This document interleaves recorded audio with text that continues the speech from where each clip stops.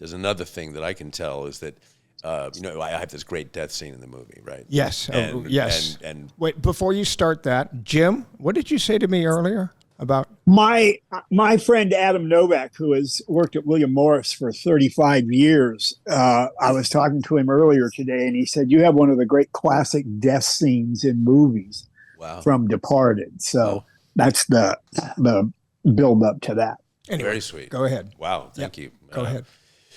Yeah, it was an amazing day shooting the scene. But what I wanted to say was, this death scene is something I've been looking forward to shooting the entire shoot. It was such a great scene. And during the course of shooting, I kept getting these revisions.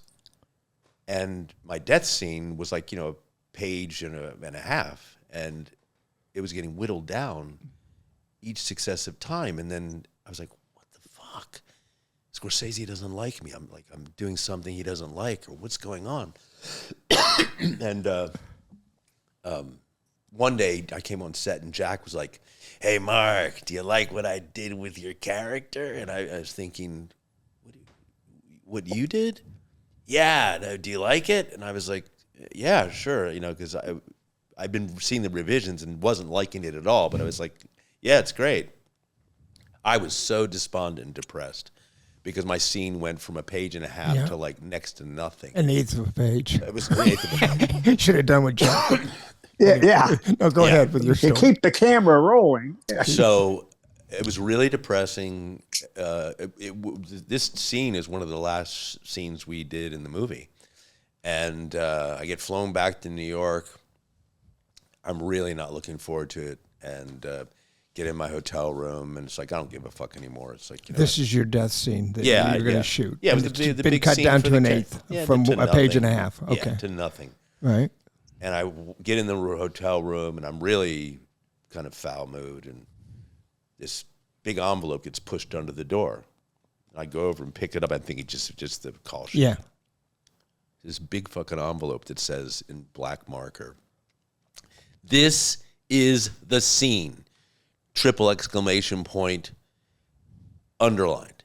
As per Marty! ! 3 lines under it. So I'm like, what? And I open it, and it's the full scene. It's the full scene. And days prior to getting this, I was in the hotel with Bill Monahan, the writer. And I was like, Bill, I confronted him. I said, Bill, the fuck are you doing with my death scene? And he put his hands on his face, and he's like, it's not me. It's not me. It's fucking Nicholson. I said, what do you mean? He goes, he fancies himself a writer. He's been rewriting the entire fucking movie as we go along.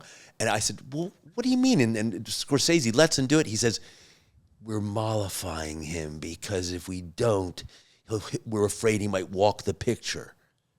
I said, really? And then it all clicked.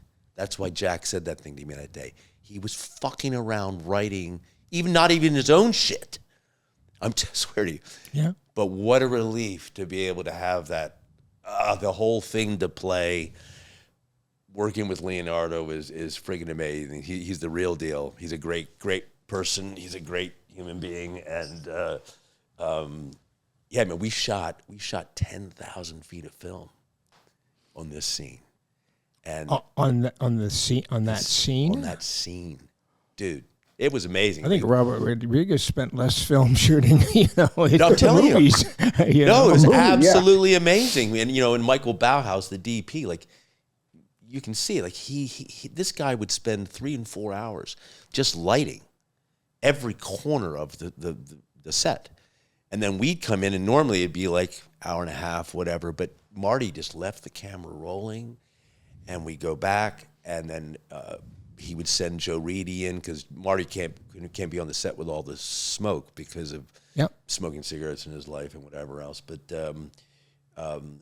at the end of the day, we had been kicking it, and Joe Reedy comes in and he goes, "Hey, listen, I just want to let you know that." Marty is very, very happy with the scene. And he just wants to know, is there anything else you want to do? This is, by the way, Leonardo over his shoulder. Or Leonardo, is it you and Leonardo or you and... Yeah. Yeah. Okay, Yeah. go ahead. But Reedy comes over and I'm laid So out on the Leonardo's couch. there time after time after time doing your yeah. off-camera all day long. Oh, yeah. Okay, yeah. And then when Reedy comes over and he goes, like, look, he's really happy, but if there's something else you want to do, and immediately in my brain I'm thinking, because I hate actors. You hate what? Actors. Actors? Hate actors. I thought you liked me, but okay. No. I like people. I like actors, but generally it's a certain type of actor. Let me qualify. Okay. That. A certain type of actor. Not me, right? A certain type. No, not you. No, sincerely. But it's the certain kind of actor who, in this situation, they would go, we've been filming 10,000 feet of film, and what? I'm going to be this little twerp that's going to go, yeah, I was thinking that maybe I'd try this. Right. It's like, fuck off. Were you going to change it to being gay at that time? And but I was like, I'm not one of those kind of actors. The gay actors he's got a problem with. No. It's the actory actor. That's what it is. Yeah, it's the okay. Actory actors I can't stand. Al Pacino. So Al Pacino. Yeah, totally. But all I could say was, I said, so he's really happy? He goes, he's really happy. So am I. Because you'd be looking like the biggest asshole after shooting 10,000 feet of film, and you go, one more. Yeah, can I try one more? Again with the gay inflection. That's that's pretty fascinating. But I guess maybe there's somewhere else where somebody else has got a story where they go, well, if you just when you're shooting on other actors, if you just stop the camera, right. I don't know if you understood that, but that's you just keep the camera rolling. I can do this, but if you just stop the camera, right? Yeah, just cut him there. Yeah, exactly. That surprises me. What would be. Somebody like Nicholson has got to have so much fucking confidence in his own abilities that the idea that there were revisions done, and do you think that Nicholson was responsible for cutting your scene from a page and a half down to an eighth of a page? He was fucking, what I learned from Monahan, he was fucking with the entire script. And Scorsese, by the end of it, like I was in the van with Thelma Schumacher, who's his longtime editor. And just as we'd finished the last scene and we're driving off, the movie's done, and she turned to me and she was like, God, I'm so happy this is over. I said, really, why? She goes, I fucking hate Jack Nicholson. And so, and Scorsese too, did not like him. Because he created a whole bunch of problems. Another little segue. Please keep them coming, man. This is fascinating. Really? We're making news. So we're talking about the 1/8 of a page. Yeah. Right? So there's another famous bit that's actually in the film, but there was a whole scene that had been written that Monahan wrote that was taken out by Nicholson, and it was replaced in one of the revisions and it was a single line. Costello fucks, and fucks weird. That's all it said.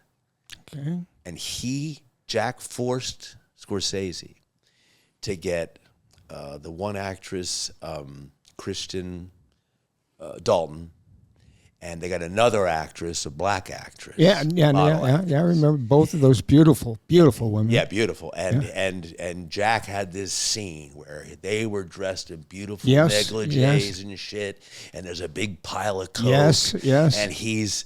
And he forced Scorsese to shoot this, and Scorsese was like, Jack, this has nothing to do with the movie. Yeah. It's nothing to do with the film. It doesn't. It's in the movie though. But it made the movie. Yeah. But it's just weird imagery, and the coke goes flying in the air. No, it's kind of a bizarre little part of the movie that,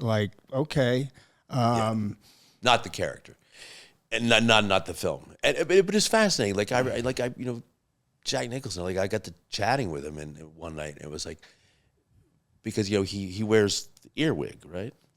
And I was like, when he wears an earwig because he's got people telling him in the lines. Yeah. Okay. So he said to me, I said, what's with the earwig?